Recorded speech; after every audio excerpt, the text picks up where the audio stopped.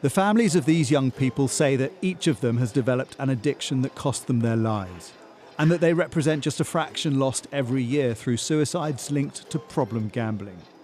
Today's 6 mothers arrived in Downing Street with Tory MP Ian Duncan-Smith with a letter calling for change.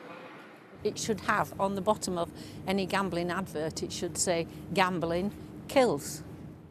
Kay Wadsworth sold her home to pay for her daughter's gambling debts before Kimberley, aged just 32, took her own life. You asked me the question, how much did she spend, how much was she in debt for? It doesn't matter whether it was 1 million, whether it was £1, she paid the ultimate price, which was her life. While the gambling world has moved with dizzying pace into the technological era, with casinos moving to our phones, legislation has been glacial. Since the Gambling Review was published in 2019, there has been a succession of delays, partly due to political turmoil. There's been 9 different ministers in charge of the brief in that time. But it does seem like now the white paper is about to be published. If not before Christmas, then soon after. These campaigners want the bill to include a statutory levy to raise money from the industry to pay for independent information, education and addiction treatment.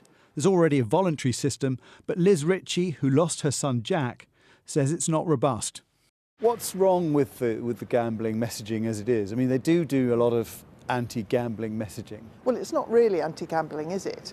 I mean, it's sort of, when it stops being fun, just try and stop, or take time to think. You cannot take time to think when you have the equivalent of a heroin addiction. The industry says the number of problem gamblers are reducing, and they give £110 million a year to Gamble Aware.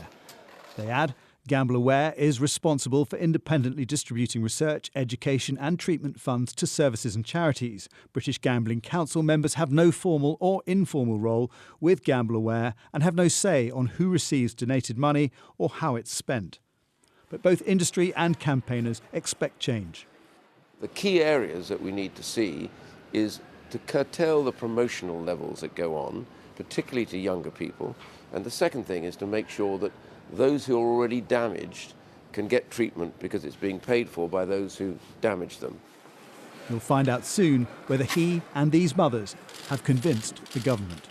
Jason Farrell, Sky News.